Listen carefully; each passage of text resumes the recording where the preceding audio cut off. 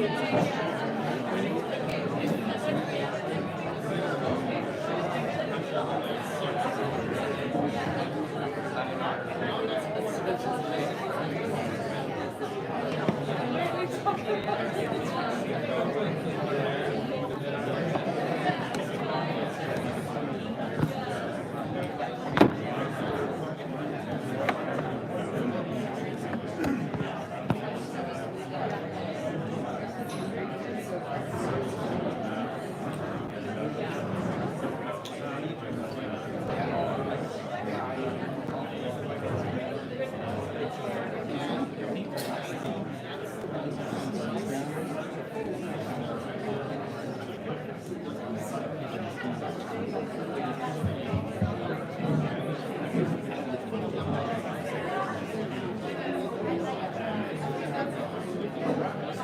evening.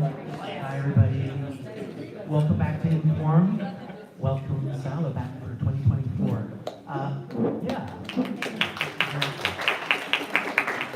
My name is Rupert, and I just wanted to first thank the Inform staff for pulling us together again for a little event, so thank them. And without further ado, I guess I'm going to introduce the Associate Professor of Architecture at SALA, and he'll begin the intro, Matthew Souls. Take it away. Thank you so much, Rupert. Just going to bring the slides up while I do the introduction.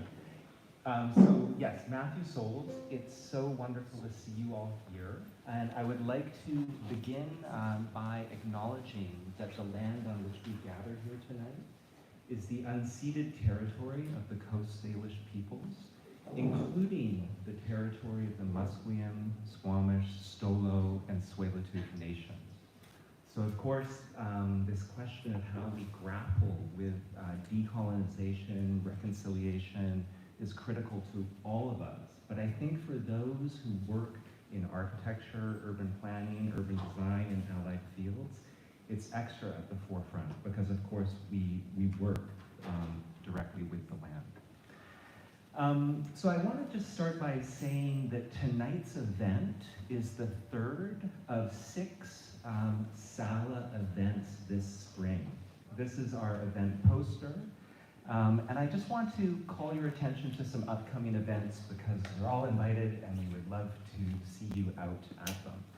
So next week, next Wednesday, on March 6th, right here, same place, same time, is Chris Woodford, who is a wonderfully sensitive architect practicing in St. John's.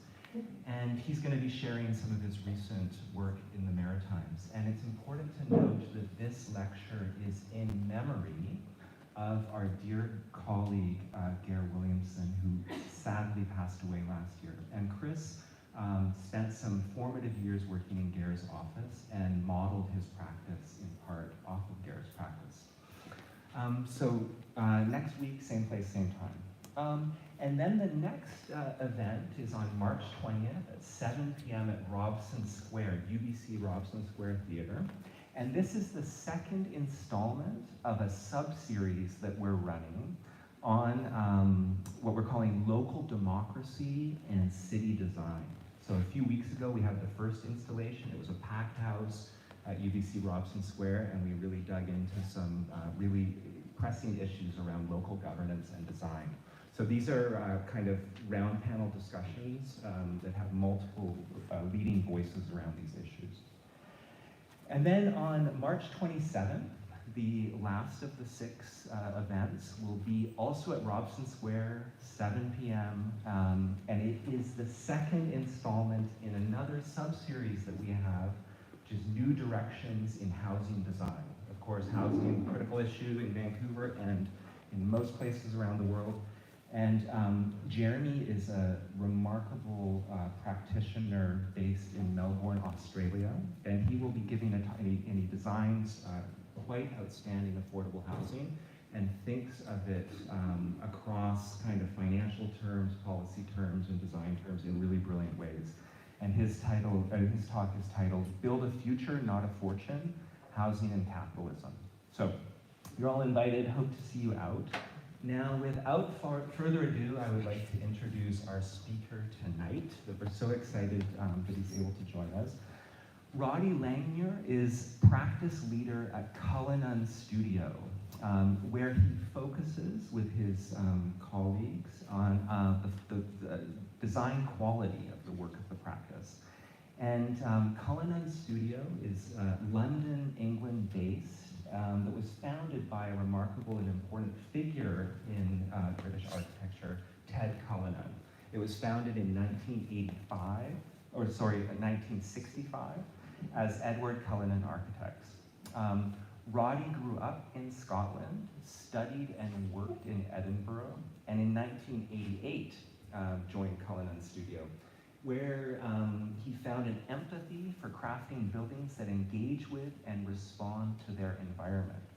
He helped develop the practice's campaign, Connect to Nature, with cross-cutting themes based on well-being, community values, carbon reduction, and circular economy principles.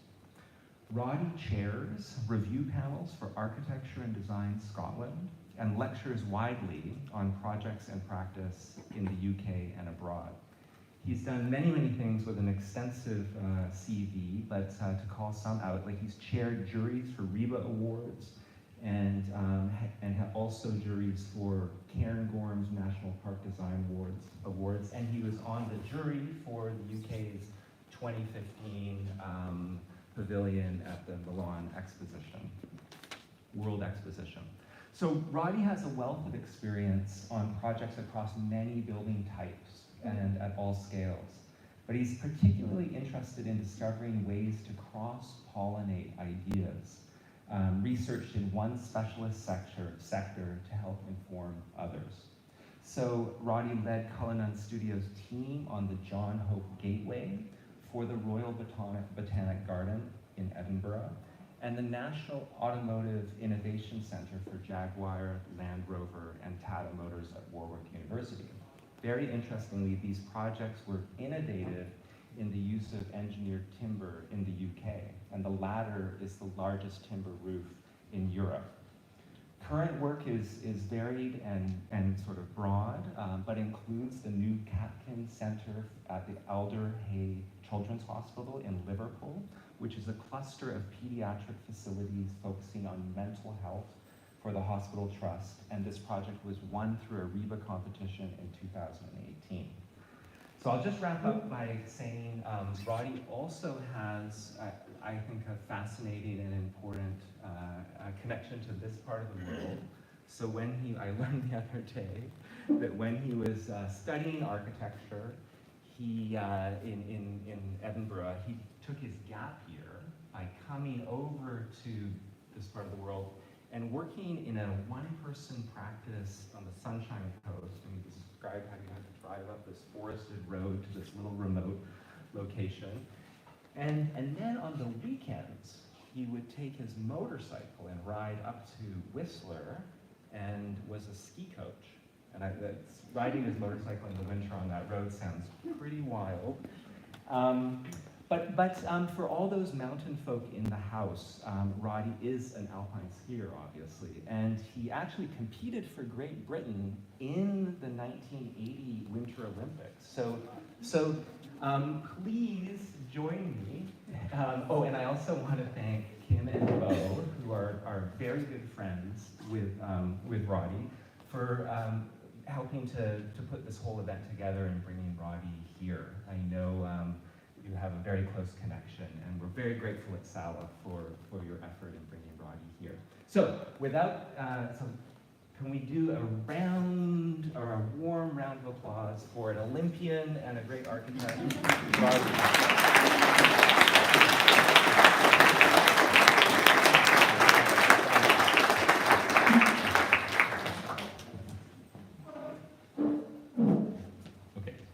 Here okay? Everyone here okay? Yes, good. Thanks Matthew. Wood for Good. I feel like a bit of an imposter coming to Vancouver and BC, the home of timber, with a title like that. But I thought perhaps there was something interesting in coming from a different culture where wood is a very scarce commodity. So I think perhaps, you know, in the UK we use timber in a different way, and let's see if that's the case as I go through this. I feel like I'm taking calls to Newcastle, but let's see how we go. So Canadians used to tell the founder of the practice, Ted Cullinan, that you Brits use timber like you're wearing white gloves, and I don't know. I think that's very true. That the precious kind of material that timber is, it has been used in that way. But I think Ted and our practice have experimented in timber in a kind of primary way, using raw material. So we'll see where this goes. But first, just 2 slides on, you know, the very well understood conundrum that we all face, and because it really has to underpin everything that we do. And you know, I'm saying this, I know you all know this, but I just want to say it, that our lifestyles have really led to the dilemma that we're faced with, where 80% of our global population is going to live in cities, and we're divorced from any connection with nature. And it's that connection and knowledge of nature that leads to understanding, and then to being able to work with nature, to regard it as something that's precious and that needs to be looked after, needs to be nurtured. So it's easy to feel very powerless against the kind of scale of these things that are going on. So this is the sort of glass half empty view, but we can also look at it as an opportunity and a glass half full. So this is a study by Professor Dasgupta, which was commissioned by the UK Treasury, about the economics of biodiversity. And it's just a very clear explanation that how we have gone from, you know, for 200 years, but probably more, consuming nature as though it was an unending resource, and creating ever more waste, with no real, not paying for the cost of what we were doing to our environment. And this is about economics, and about economics, instead of being external to nature, actually being at the centre of a biodiverse world, and how economics then has to work in a more circular system. And if you take this through to other professions, and the construction professions, we have to really get on board with with this circularity, and seeing everything in terms of renewable cycles. So a good start for us in construction would be to use more wood in our cities. And obviously the measures of all of this, and reducing whole life and body carbon is key to a real circular future for our industry. But what I want to ask is why everyone kind of takes it for granted now that renewable energy is just a fact. It's something that we all need, and we're all going towards it very fast. But why is no one thinking that we need to be using renewable materials? So it's strange that we don't have the same sort of march towards bio-based materials, and that construction is happy to go on consuming and wasting. So a couple of stats here, taking all construction globally into account: 10,000 times more concrete than mass timber by volume is used in the world, 10,000 times. And the entire global population, the entire global annual production of cross-laminated timber could be met by 15% of British Columbia's annual timber output. So it just puts it all into this kind of scale. I mean, people start to throw barriers in the way by saying, well, we can't, can't create more forests, and how can we possibly cope with it? This is the amount of timber that's used in construction is absolutely tiny, compared to the size of the forestry industry as it stands. So there's a lot of scope for scaling up, and I think lots of buildings could be made of timber or use more timber in our towns and cities. And in doing that, it's been proven that they make healthier places, that people are more productive and happier in timber buildings. So there's a big question about why would you not do it? So we at Practice have worked on lots of projects that have involved engineered timber, and with a kind of systems approach to design, integrating structure and environmental design with the architectural intent, often as big roofs over public gathering spaces. We're not fundamentalists, so we try to use the right material for the task, and timber is often just one part of hybrid structures, which are the right way to go, use materials for their qualities. But we've used timber in sort of complex mixed-use buildings. In the UK, these are exceptions rather than the rule. So a little intro. I just want to give you background to my own perspective. And I was brought up in the Cairngorm National Park in the Highlands, where my father ran an outdoor pursuit centre, Glenmore Lodge, seen on the left in that photo from the 1960s. You can always date photos by the cars. But it's a modular cedar-clad building, and I remember as a child, growing up with the smell of cedar, in this building. The building on the right is the Shieling, just above Glenmore Lodge, on one of the ski hills, one of the only ski hills in Scotland. So I could be forgiven for the impression that most large buildings were made of timber in my life, early life. So let me just go back a bit more.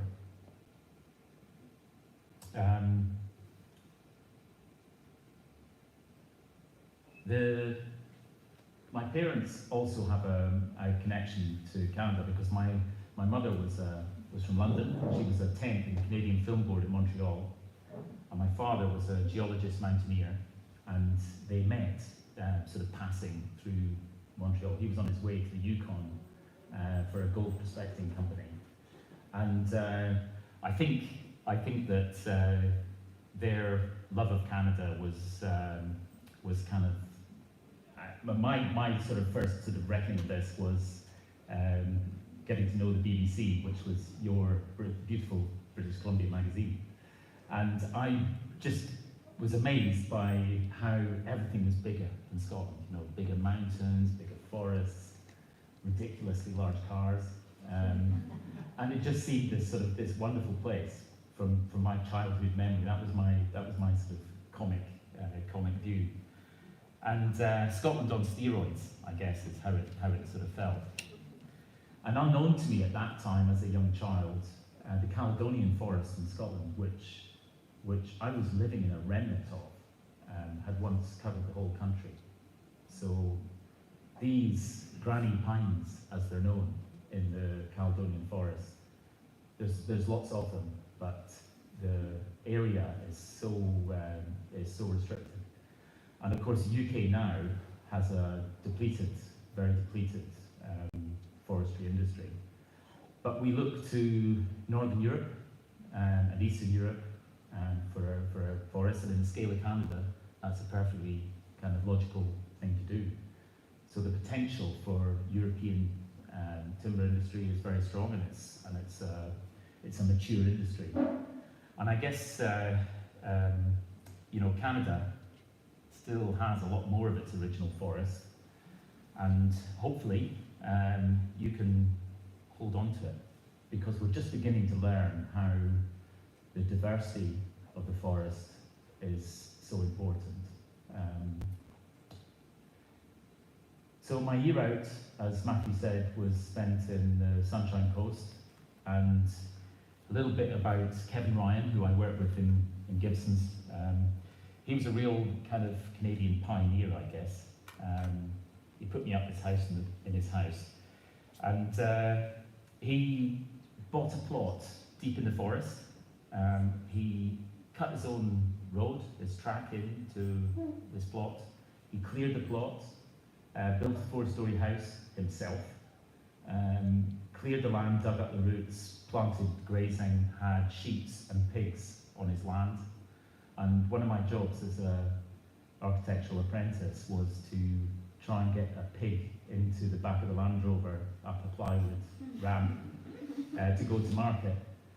And the pig knew very well what was going on, and it didn't end well, that particular story. So anyway, I got a sense of this place, and I just love the amazing connection between buildings and the landscape, and the sort of bravery of the housing here, you know, pitched against the Pacific, and defying gravity. So at Edinburgh University in the 80s, my visiting professor was an architect who loved his trips to Canada and was gripped with his own pioneering spirit, and that was Ted Cullinan. So he was definitely a man who ploughed his own furrow, and he led a merry band of architects in North London that worked against the fashions of the day, searching for a socially kind of relevant architecture, and responding to, you know, microclimate and topography and culture, local culture, wherever they were working. Often working in timber, which again was then seen as a sort of folksy, backward-looking, you know, material by the high priests of high-tech modernism. And I joined them, and 35 years later, the little gif on the top is us revisiting the Cairngorm National Park last summer. So Ted liked to do things his own way, like building a rope tow to ski in England's Peak District, and he felt very much at home in the wildness of remote places. He loved the practical side of design and never really separated the idea from the making. So he loved his trips with Bo and Kim from Blue Sky to explore the more remote landscapes in Western Canada and the native culture here. So the pictures top left are books that tell Ted's story and the story of the practice, and there's copies here today, I understand. Ted was a student at Berkeley for a year, and he loved the kind of legibility of the stick-on-stick architecture that he saw in California, for example by Green and Green and many others, or Rietveld in Europe. And that sort of layering and the composition of the parts of buildings in space, he saw as a response to Cubism.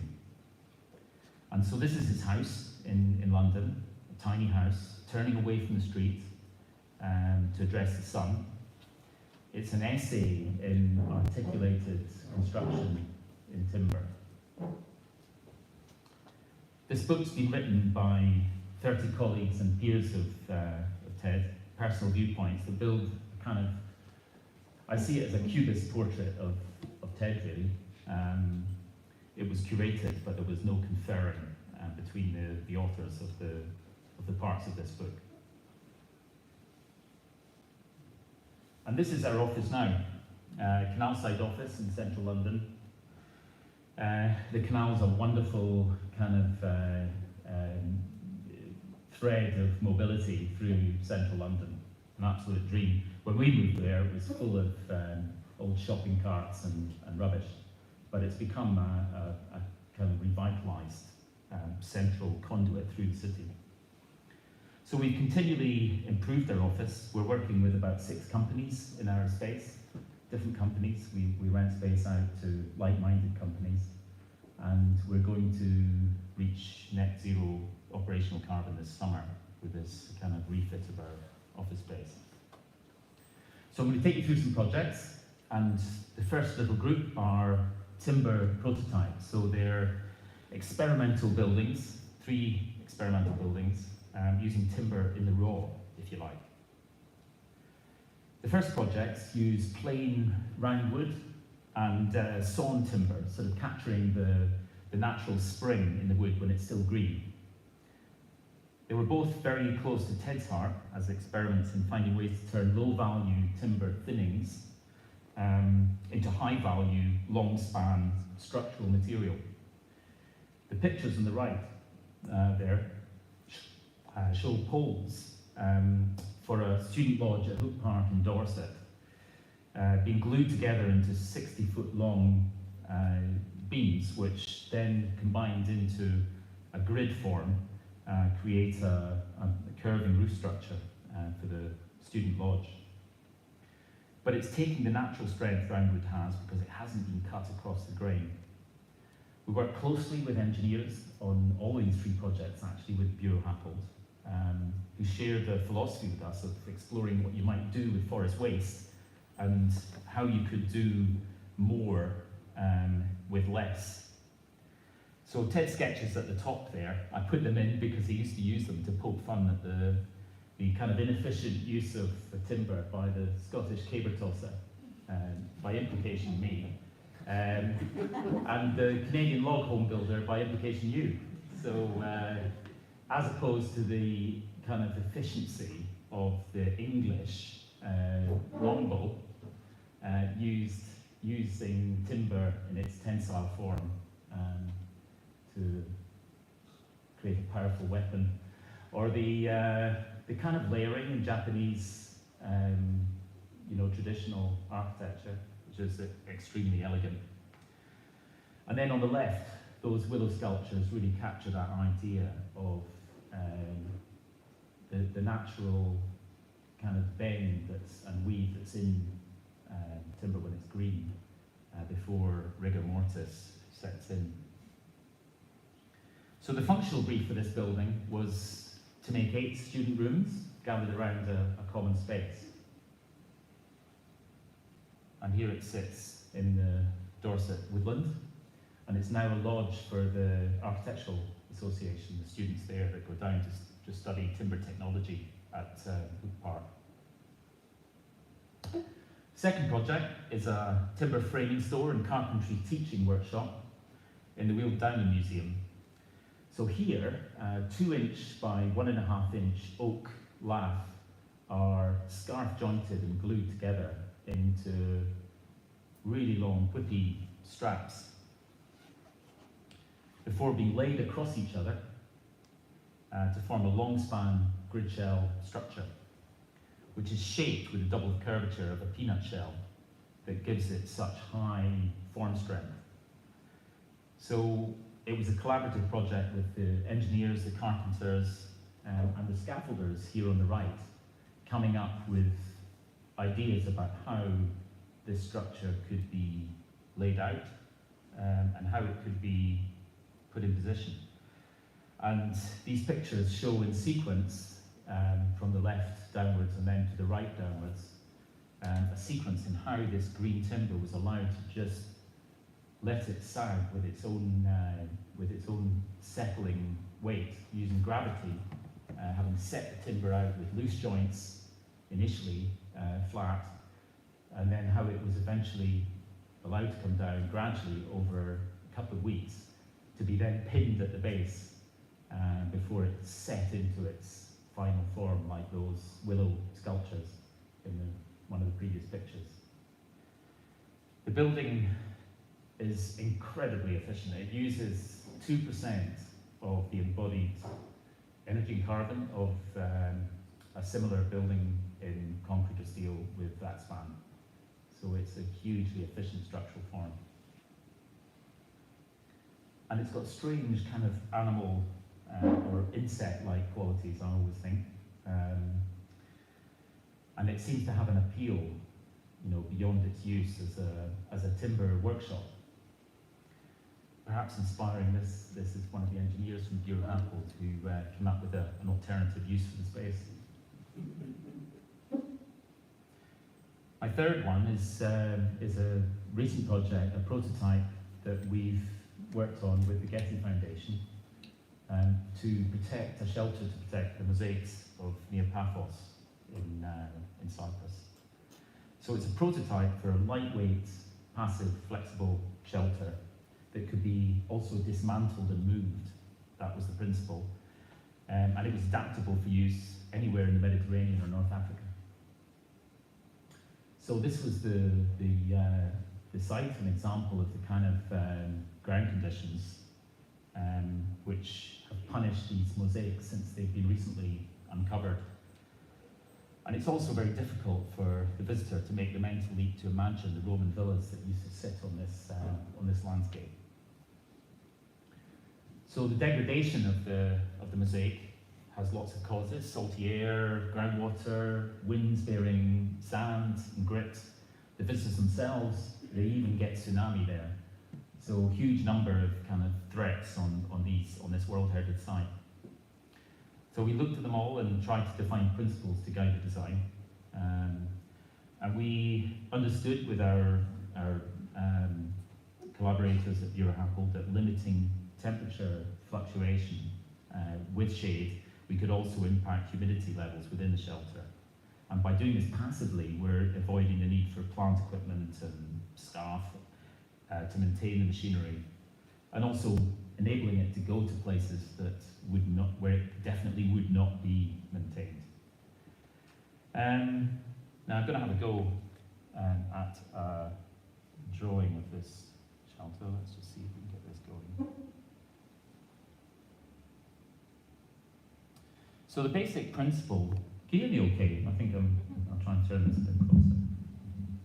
I'll stand over here, that's okay. So the ground, that's fine, that should be fine. So the ground has these walls, which you kind of saw in that picture. And the walls have been cut back, and the mosaics sit between them. So these walls carry the mosaics in the rooms between them that were once the base of the walls of the villa. And the mosaics sit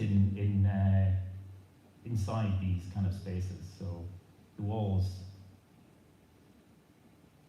sit like this.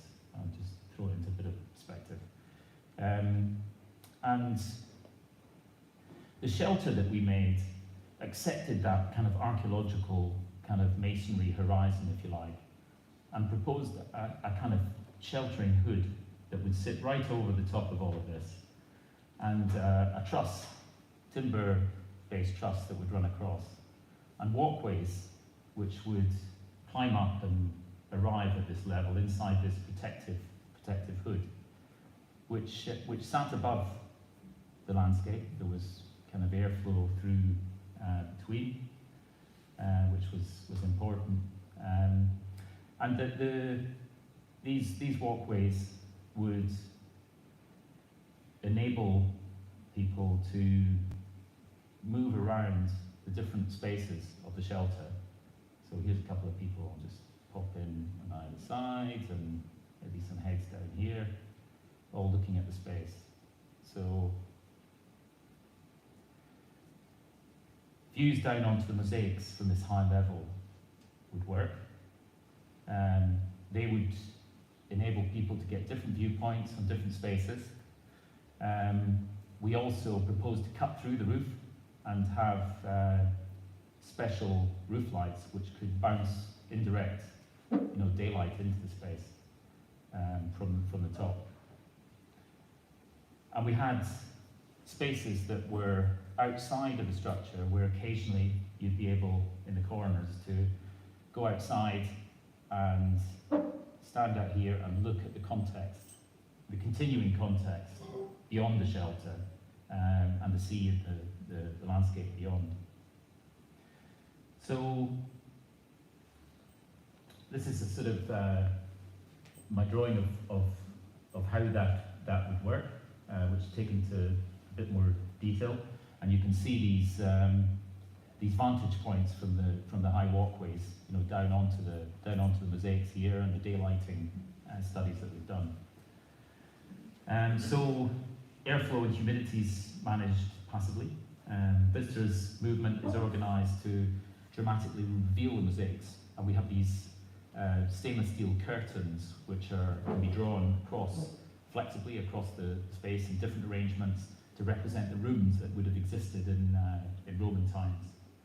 But semi-transparent, so you would see through and get the context of the whole villa. So roof overhangs, louvered walls, lightweight timber truss and column assemblies, all reinforcing the lightness and delicacy of the structure, lifted off and sitting on sleeper walls on top of the Roman walls without any foundations being necessary. And here you can see the walkway structure studies and the chainmail curtains that would be drawn around the space. So the interior would be much darker than the external daylight, and you'd be looking down on more managed lighting onto the mosaics themselves.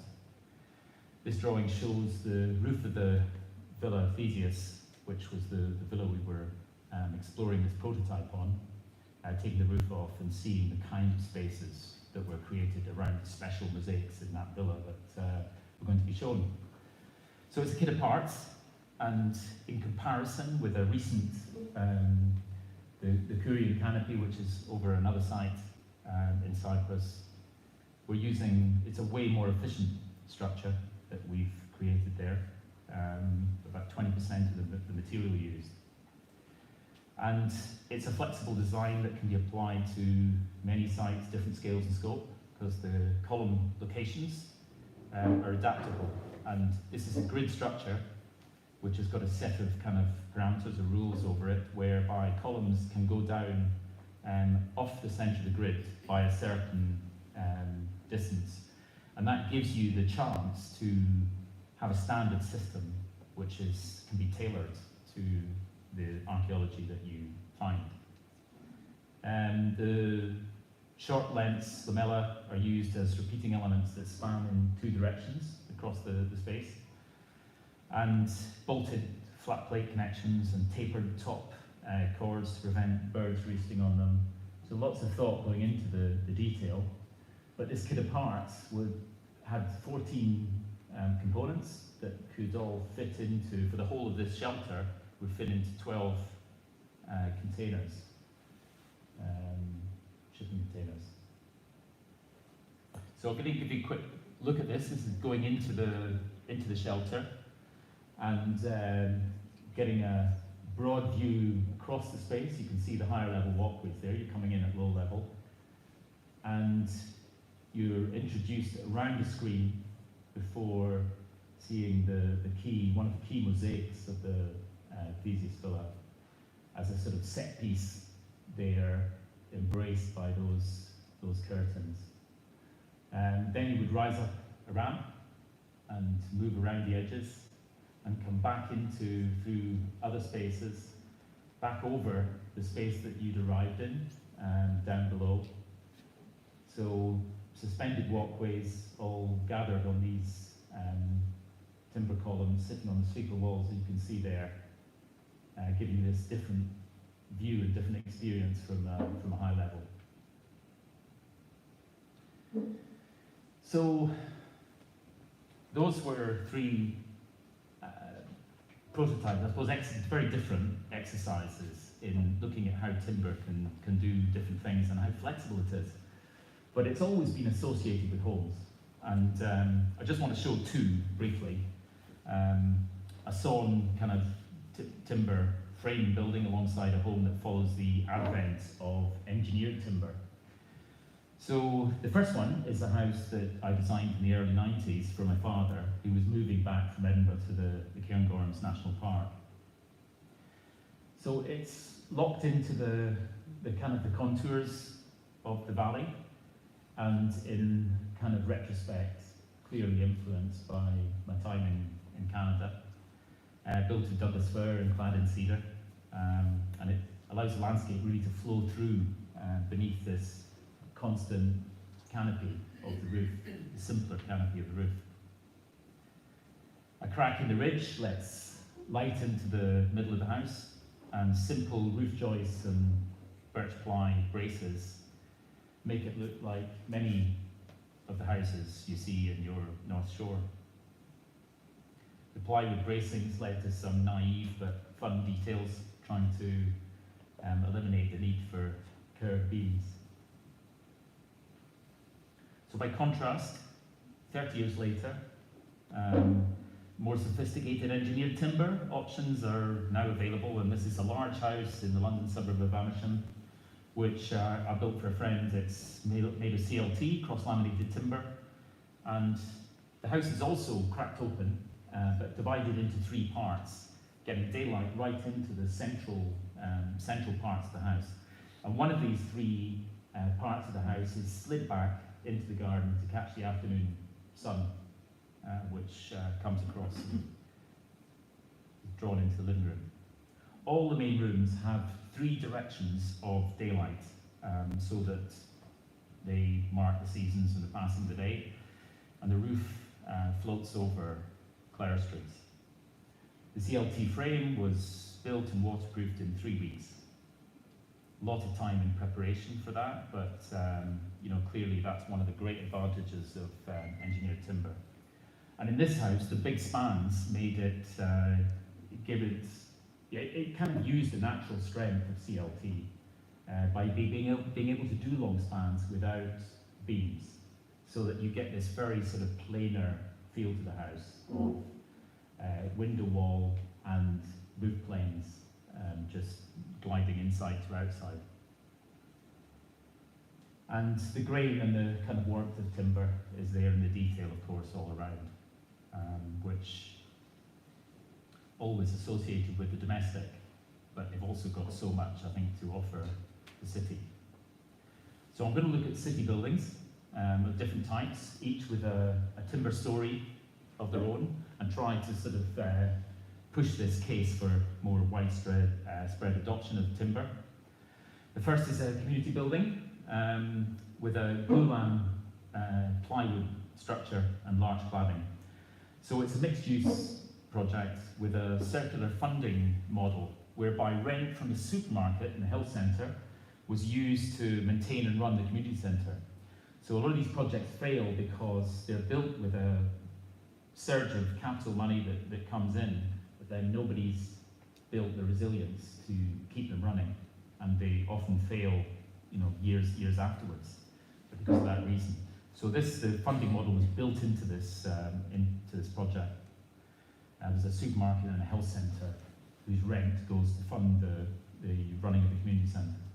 And it's got 2 wings of flats above, which were sold to raise money for the capital cost of the whole project. It has a protective kind of timber shell which combines the porch, the entry, arrival spaces, and also the community hall functions of the building, with a single structural form. Looks a bit like a bicycle helmet sitting in there. And this is to try and keep the volume of the roof down so that we can get light either side of it down to terraces from the flats on either wing on either side, and to not be able to disturb those flats. And it led to working with the flex and twist available from ply sheeting. The external arch walls would no longer be permitted under the UK's building regs, where we've managed to respond to the terrible fire that happened at Grenfell by doing a wholesale kind of ban for combustible materials in our external walls for residential buildings. And it's something which sits in direct opposition to what's going on in other parts of Europe. In France, 50% of all public buildings are now have to be in timber. So there's legislation is coming, and they have really interesting in Holland, interesting legislation which is coming in to promote and push timber in buildings in the city. So a quick look at some schools now. These are primary schools, so low rise and built with timber cassette systems. So the mass timber that I was showing earlier, the glue lams and the CLT, this is lightweight timber cassettes, so plywood and studs built in, factory made, and delivered as systems to site. So this particular one was a low-cost prototype primary school. And the panel system is designed to let lots of light into the spaces, lots of daylight into the heart of the school, and to give every room a kind of room-like form and function that was not just a flat box space, so pitched roofs over the classrooms. It's a very simple system. We call it a SIP system, structural insulated panel, in the UK, with pre-manufactured panels insulated and wired up on site. And it's all about daylight and giving classrooms this volume. So the timber also gives it warmth and robust details where the structure is exposed. Another primary, this is a social, emotional and mental health special needs school, which built in central London. 70% of the kids that will come to this school have been sexually or physically abused at home. So it's a kind of environment which is almost set up like a sanctuary from home life. But it's what's amazing about the school and the teachers in it is that they have a 90% success rate of getting kids back into mainstream education by the time they get to secondary. So it's it's an amazing project, and the people you're working with, the teachers, are absolutely fantastic. So this time we're using a timber cassette system with glulam beams, but we're using the cassettes and trying to explore how to create the kind of spaces, the eddies in the circulation, the secret little places that children can climb into off the circulation. Lots of exposed timber, giving it that robustness, but also the warmth that take the institutional feel of the school away. And we're drawing daylight deep into the school from the top. So 2 stories down, these light wells are bringing light down into the circulation spaces. And it's so important that we get rid of that idea of corridor, that the corridor is an enjoyable space to be in its own right. And the school's open to the outside, and the playgrounds have got a really rich kind of landscape of active and reflective places within it. Lastly, on the schools, this is a Marlborough Sports Garden, which already exists as a kind of play space. It's a charity runs this for 7 primary schools in the area, and lots of others use it too. And then they lease it out to the businesses. You can see that's a shard there, so it's right in the heart of London. So they lease it out to businesses in the evening to play five-a-side football and to play sports, which again is a circular economy thing. That is a sustainable operation, because that gives the money to put into teaching and working with the children during the day. And right in central London, big problems with obesity. So it's about healthy lifestyles and trying to create more an environment where these children that live in the heart of the city can have access to education in active healthy lifestyles. We're also trying to follow circular economy principles on this project right the way through, and the client's absolutely committed to it. So we've got to the stage now where we're talking to contractors on the project, and we've got a sort of no nails policy that's built into the contract, no skips. So if stuff arrives wrapped in plastic, you have to find something to do with the plastic on the site. You can't throw it away. And it's doing all these kind of things to try and help the circular economy principles that the contractor get on board and work with it. So this is what we're doing. We're building a supporting building for the activities of the sports garden and giving it this garden context. So you saw a slab of tarmac. This will now on the street, there'll be the new building, will be a mini grandstand, which is a warm-up track for the kids to run around up the steps. There's slides to come back down. Platforms, sheltered outdoor space, doing as much as possible outdoor, adding to the open environment that they have in the sports garden with sheltered outdoor space. So table tennis, exercise, yoga, all these other things can happen. And then there's studios, there's a cafe, in the building, stores and all the support. But absolutely minimising the land take of this building right back onto the street edge. And we want to give it a excuse me, give it a significant entrance. So the visibility from the street was going to be really important. How can we make a large frame to kind of draw you in? So the building has this big open section in the centre. And I'll just give you a little ride through it. So arriving here, there's a level jump to make up past these plants that go up the facade, through a security screen mesh, which is as transparent as we can make it, and then into the sports garden, which doesn't look very lush with planting, but it will be. So climbing walls, sand courts, five-a-side pitches, all the facilities of the garden, and it'll just sweep round looking, shading for, on the left-hand side there, for people watching, for the coaches and kids, but also a parkour track for around the perimeter. Steps and slides up to the top platform, and then we'll sweep round and just have a sort of last look over from that bridge across your entrance. So we're working with the local contractors to use leftover and redundant materials. So what does that mean? It means working with reclaimed timber. So these are the timber yard we found in southern England to use. They use sea defence timber that's abandoned. It comes in short lengths. So we developed a structure in the design that uses short lengths, 4.8 metre grid. It deliberately uses the joist sizes that go across are different sizes, so we use up all the timber that we receive. And these short lengths make a structural roof that goes across the space. We also use lots of other reclaimed materials. We've kind of left the facades pretty flexible, and we're going to see what we can find when we get there. And the planners have got on board with this and given us the flexibility to do that, which is great.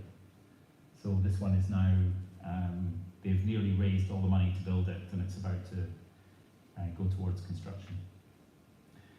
Next category is public buildings, and first example, well, the only example I'm going to show is the Edinburgh's Royal Botanic Garden.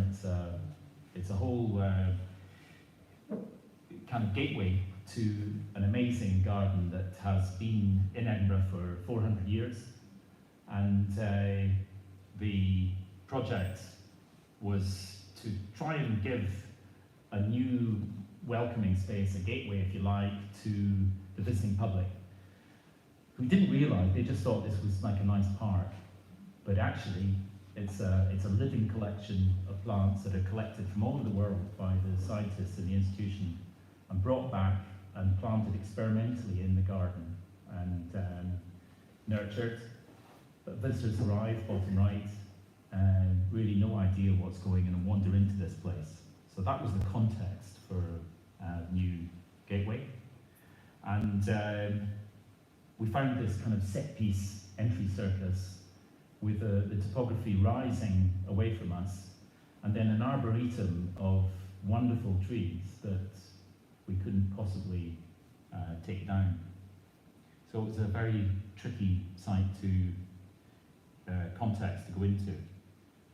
And if I just give you another little go at this, let's see. So what we did, once we go inside this curved kind of entry space here with the road passing by like that, we built a wall which goes all the way into the garden and gradually climbs up the hill. So it deals with that sort of interface, framing that view into the garden. And we left a gap and made an entry space and built a tower out of the Caithness slate of Edinburgh's pavements. And opposite on the other side first thing visitors need to do is to go to the loo when they arrive.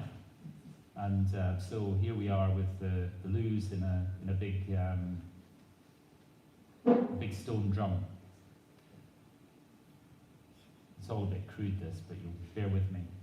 So this was all to allow visitors who, you know, kind of arrive in this space, come in, to see through into the garden. We didn't want to put a building in the way of that vista into the, you know, into the garden. It wasn't about the building, it was about the experience of entering a botanic garden. But through that kind of there, they could enter this way and see what was on in the garden and what was on in the building that day.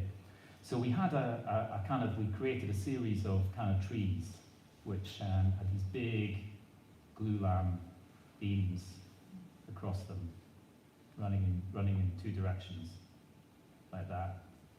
And they run across, I'm going to cut this short by drawing them just as, so if you imagine all of these are beams like this. They're all propped up on long columns, all beams going up like this, boom, boom, boom, boom, boom. So a big canopy over the whole space that comes out and forms a kind of fifth elevation over your entry point. And it all comes back to this entry point. So then if we add the trees and the foliage and everything, you're arriving next to these huge trees which we managed to keep really sort of close to the building. Wonderful big pine tree and a beech tree here. And then a whole series of trees up on the hill beyond. And then we created a cut into that terrain, which was revealed through a long curving glass window, big aquarium kind of window, which rises up to nothing. So inside, you're looking through this space into a brand new biodiversity garden, which all sits in this space in here, in front of you. So all the species that are important to biodiversity were set out there. This is an assembly drawing of the components of the roof structure and the plan as it developed. So that transparency through there and then out and into the plan to enjoy the big window. And it's a way of using the landscape and the topography reacting part of the building on the ground floor, acknowledging the topography changes and using it to help navigate the building. You can walk through the building and has different entrances, and you can rise up on these pathways to upper levels. So it's dealing with access issues as well, making access possible to higher parts of the garden that weren't accessible before. The upper floor becomes simpler because it's rising out of that topography, and it becomes simple rectilinear places, getting back to the order of the grid and the plan across that. And then finally the roof is very, very, very simple indeed, and that third level sitting over the top. So I'll give you a little feeling of what that's like, the transparency of that lobby space to the building. It's a single glazed buffer space to entry, so we can get that transparency there. And it runs through the building, has these trees right up against it. There's a big cistern on the roof of the toilets which gathers all the roof rainwater coming over your head and theatrically builds it, brings it down into the cisterns of the toilets in the drum. And this is all about trying to get renewable techniques and good environmental measures across to the visiting public. That was the kind of the mission of the building and our clients. So there's the entry space with some of the oldest plants that are known, the tree ferns, in that space as your introduction to the garden. And the entry comes from many sides. People are coming across the garden from different levels, and they experience a completely different building arriving from different sides because of the reaction to the topography. So here's just one view of the aquatic plants at the base of the biodiversity garden, viewed through that window, with the garden rising up beyond. And inside the cafe, and the idea of creating a timber structure that floats over the topography of the building, the landscape of the building underneath it, and doing everything in the detailing to try and emphasize that. So the thinnest possible connections that we could make to the steel columns that we're carrying these beams, to emphasize that difference between the bulk and the mass of the timber, and the lightness and the elegance of the steel. And the steel columns themselves are made up of 4 angles back to back, which make them look like fluted columns. Fluting is designed to make columns look thinner. So using all of these techniques to try and emphasize the architecture. It was the first public building in the UK to use mass timber. So some of the things that we were doing at the time were quite new. Interestingly, the circular bolt pattern was something that an option that the engineers gave us, and it represents the rotational forces on those beams quite well, and it's you actually had less bolts than would be needed if you had a rectangular arrangement by using this circular pattern. So there it is, views out through the ends of the building, and simple, kind of elegant facades, which this particular facade is the entry space, which was single place, so it's very direct and straightforward. And then just the building at night with that Caithness wall that I described. Edinburgh's pavements are made of Caithness, and these were all the offcuts, just used to face up the retaining wall as an introduction. So the next project, which I'll go through, is it uses mass timber for a building which is a complex mixed-use building, and it's a hybrid building. It's a whole new National Automotive Innovation Centre for the UK.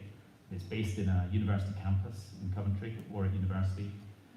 So 33,000 square metres, huge building, deep plan spaces, lots of need to get light into the centre of this huge kind of engine of design and innovation.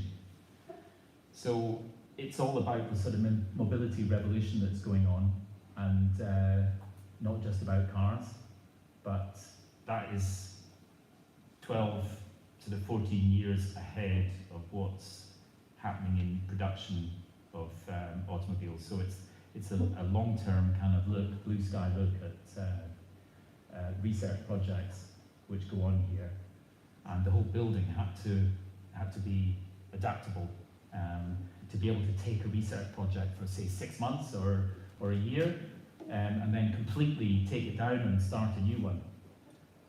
So lots of amazingly complex facilities. I'll give you an idea of some of them that are going on in the building. This just from I always find it ridiculous that the car, they've always laughed at us in the car industry, how backward the construction industry is, and they're making these clay models with hand cut with shavers, to represent cars. But I think what you get in the picture of here is there's a lot of different techniques, industrial techniques, being used in this building. So it became a whole kind of landscape of spaces. We had to have cars up on the 3rd floor. I know I need to be quicker, so I'm going to draw something much quicker than I have been for you up to now. But over those big, I can't even speak fast enough to keep up with this, but over those big spaces that are necessarily black box is a whole landscape of meeting spaces and chance encounter spaces, places to have telephone calls, places to bump into others from other disciplines within the building. And the roof is the sort of unity across the whole project, which combines and makes people feel they're part of a single venture. And the blue square on the right is all about the entry sequence, and I'll take you through that. So this is the entry porch to the campus, and the landscape. You come in, and you see straight through into this engineering hall. And we had to devise ways of, there are cars on the top of this, which is why it's a big concrete structure.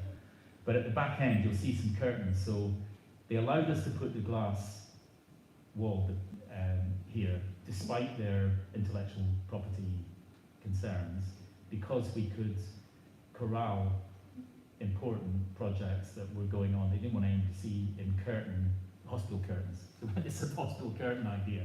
And it works really well, and it's stayed through the 2 or 3 years since the building's been open.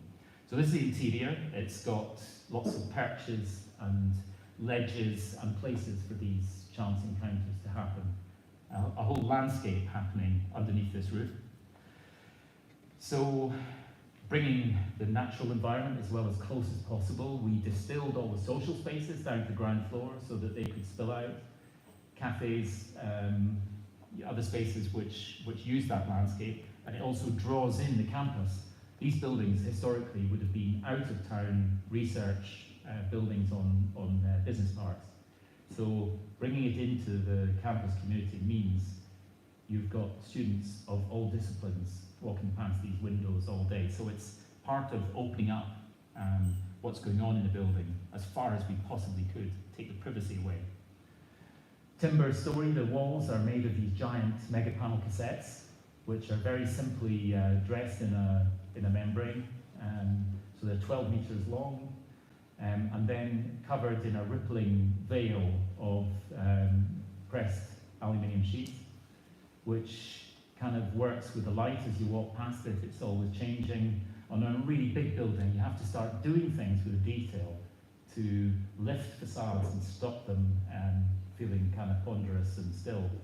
And the dynamism of the car industry seemed to be something that we could respond to and try and make a dynamic facade as you walk by. The roof has 15 meter by 15 meter timber panels, which were all programmed out, and you can see them all CNC cut for all the plates and everything they're going to receive.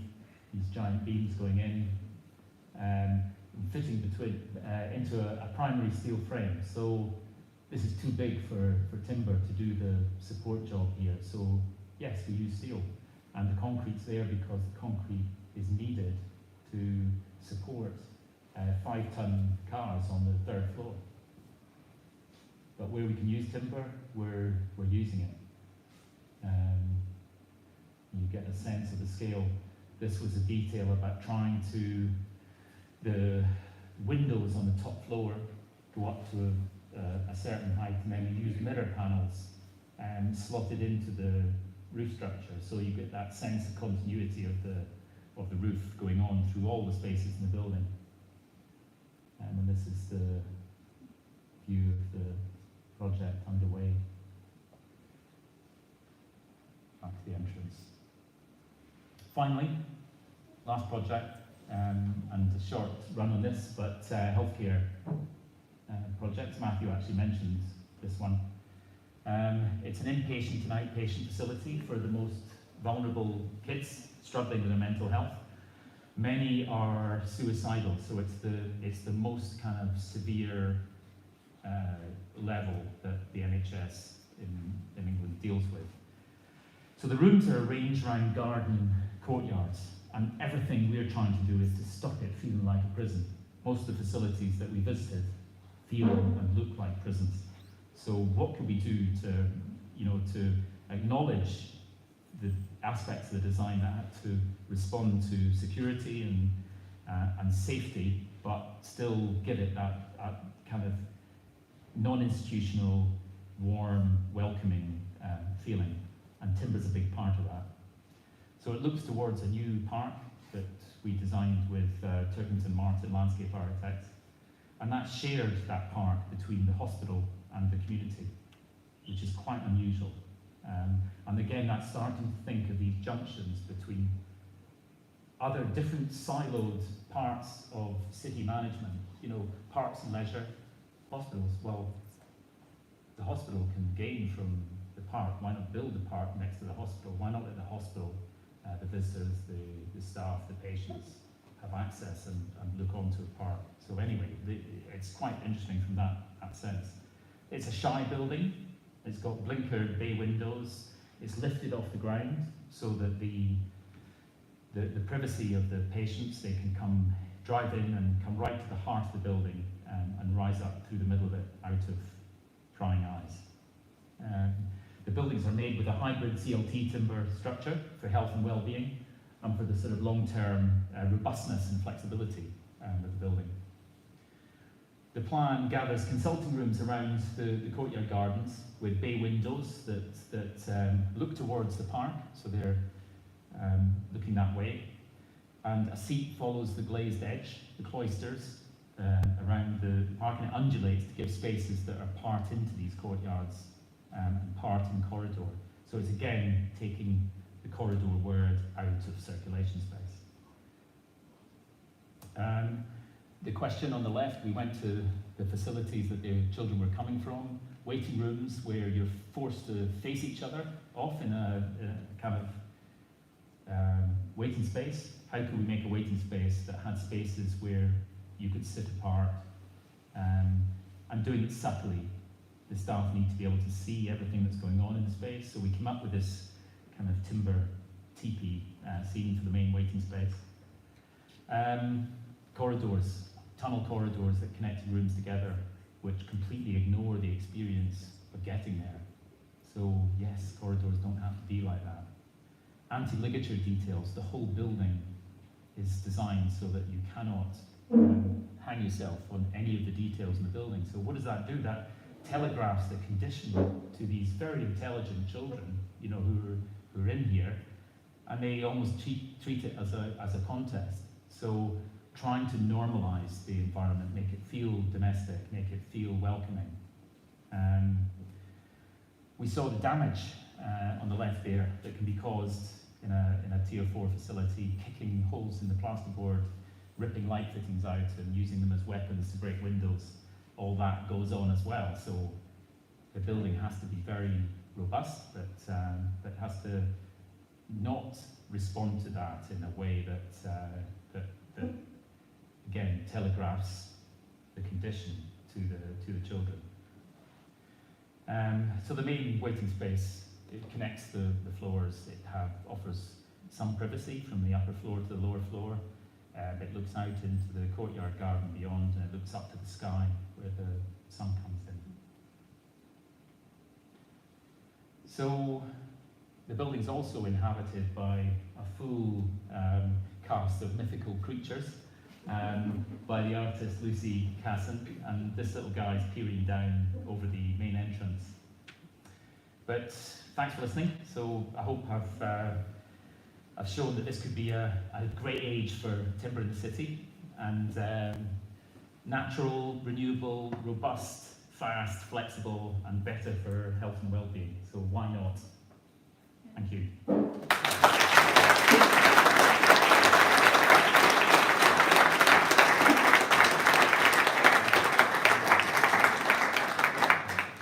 So we have time for questions, if anyone. Yeah, great. I can run a mic around. Perfect. Thank you very much for the presentation. I think what I found most compelling about your work, especially living in Vancouver, is the way in which you've developed a language of hybrid combinations between timber, CLT, other types of wood, and steel, corten, and in a city in which we live very much in an environment where there's steel, curtain-walled glass buildings that are very separate from timber, West Coast lodge-style buildings. It's really refreshing to see your work. And I think all of the projects are so layered that there must be a lot of questions to go into the design. But I just had a question that ties all of them together. I think wood comes from it's a very aesthetically heavy material. It recalls very specific cultures, landscapes, places, aesthetic doctrines. I'm wondering, in all of your work, the wood is exposed. Not only are the members exposed, but the actual finish of the wood remains. I wanted for you to speak to us a little bit about that choice. Is it aesthetic? Is it nostalgic? Is it economic? Is it all of the above? Well, yeah, I mean, I think firstly, that the best thing you can ever do is to expose the structure of a building, because the legibility of a building is inherent in its structure. And as soon as you've hidden that, you've lost why the building sits there in the way that it does. It just becomes surface. So I think surface is secondary, the structure is absolutely primary. So what we love doing, we don't often get, don't always get the chance to do it, but it's to work really closely with the structural engineers who get it and who want to work with us architecturally with structure. And if we can do that, it's always good. It always gives good results. So I think too often the engineers come in a little bit later, and there's a huge problem with engineering training that they get, like in the UK, an engineering course, you get 7 hours of teaching in timber in 3 years of study. So the engineers come out not knowing what timber is and why would you want to use it. And then you get educated in the practices that they go to, the engineering companies they go to perhaps, or because of their own personal interest they promote it. If an engineer goes to a project and he doesn't know how to use timber, the architect is lost. You can't build a big building without the engineer on board. So we've got this is a big part of the solution, which is education. And the steel and the concrete industry have momentum, they have money, they have, they're trying to shut this down. So it is a bit of a battle. But I think engineers that work in timber love it, and so I don't see this. I don't see that it should be too difficult to to understand that, and for the engineering schools to get on board and properly devote time to teaching engineering. I'm only saying all that because your question. I mean, yes, we react to every project differently. We have to, as all architects do, and sometimes, yeah, there's an economic imperative that means you can't do certain things, so you try and build on the things that you can do. Sometimes, there's very little timber in a building, but we're always looking to introduce it. Sometimes it's purely surface, it's cladding or it's so. But I think the key is getting back to the structure, and there's no reason with the advent of engineered timber why all these buildings cannot be made. And even if the timber is not exposed, it's getting back to that renewable material rather than non-renewable materials, which is the key one. So in your case, it is a little bit didactic, the choice to not only expose the structure, but to showcase wood. Yes, yeah.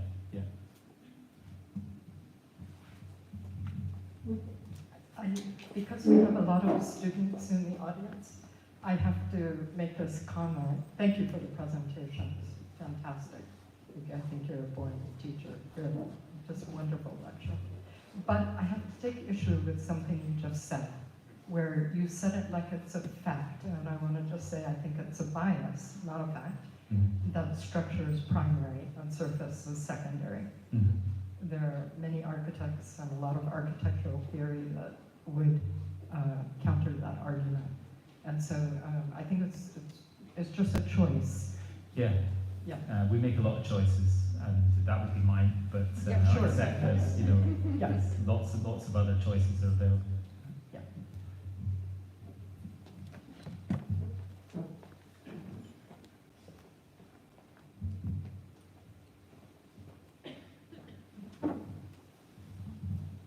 There's lots of wood in BC and lots of wood engineering, so my question and my curiosity is really more about the circular building, which I think is far more advanced in the UK than it is here, and about how how it must change that process and the time and predictability of building. And though I know you were focused on wood, I was wondering if you'd just take a moment to comment on moving towards a design and construction process which is deeply invested in circular materials.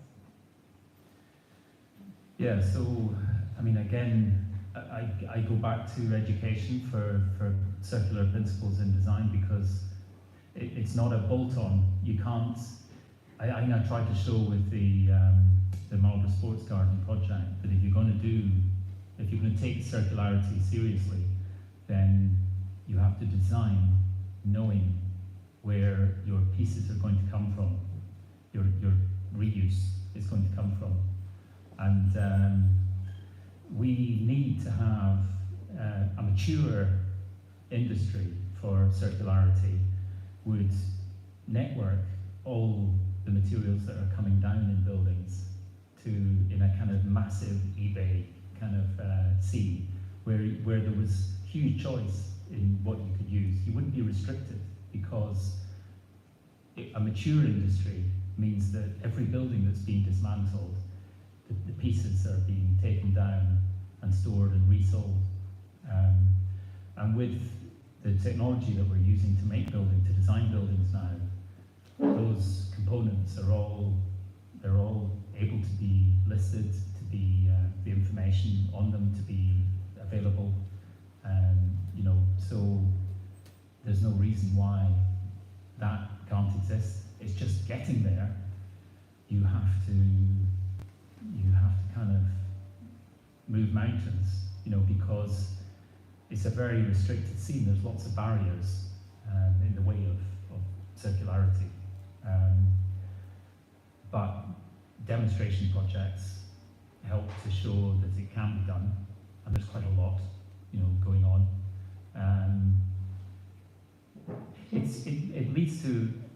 It has aesthetic consequences. It means that it's more difficult to use complex materials, composite materials, in other ways. It suggests an articulated construction of pieces rather than a kind of composite merged architecture. Yeah, I don't know if that's answering your question, but you were talking about BC in the beginning of your question. Oh, no, I just meant that I'm very familiar with the wood and wood engineering because there's so much going on, and what I found really interesting is the circularity, which I find because we don't necessarily have places or registries for reused materials. Yeah. It's not Well, neither that- do we. We're really far behind. Yeah. I don't know you're far behind. I think there's nobody very far ahead. So I think there's a big space there, and it is this irony that renewable energy is accepted. It's totally accepted, but renewable materials in construction are just it's a tiny movement in terms of adoption.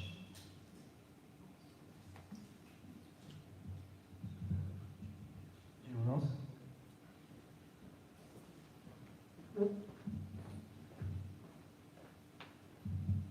Hi, I just want to reiterate how I really enjoyed this presentation, and I love your emails and the way you're working.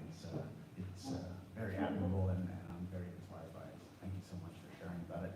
I noticed that a lot of your projects are kind of based around empathy for the different actors that are going to be kind of occupying the spaces. I was wondering if there was a particular kind of building that really resonated with how your kind of like empathy towards the different actors really kind of showed its compassion kind of when they were built. There one where there's an example where you kind of felt perhaps emotionally moved from considering that you could help these people, and then at the end they were helped by your work. I think every job, every project is that project, because that's your job as an architect, is to why should they choose you to work. It's their project. It's their problem that you're working with. So getting to know a project and getting under the skin of it means understanding what is going to fix what they're trying to do, what's going to help what they're trying to do. So I can't see how you could approach any project without looking for, empathy. Otherwise you're a sculptor, and you're doing it for personal reasons. And there's no doubt that does become, stylistically, buildings are going to be different, but in terms of what the building's doing and how it's performing for its use, that's down to listening and engaging and communicating and then making, all driving towards that single purpose. And I think if you do that, the results are generally better than sort of going it alone somehow. So it's not one project. It's got to be every project. But sometimes you fail. Sometimes you can't get there. Yeah. Leslie? That's okay. Unless anyone has a burning last question, we will wrap it up. Thank you so much, Roddy. It's fantastic.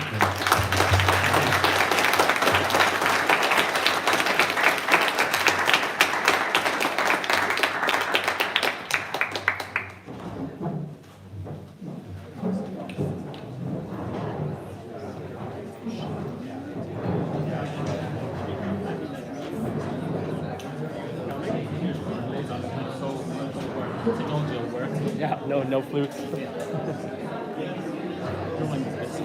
Oh, no. I mean, you're the only guy who's come in and done live perspective drawings, so I applaud you.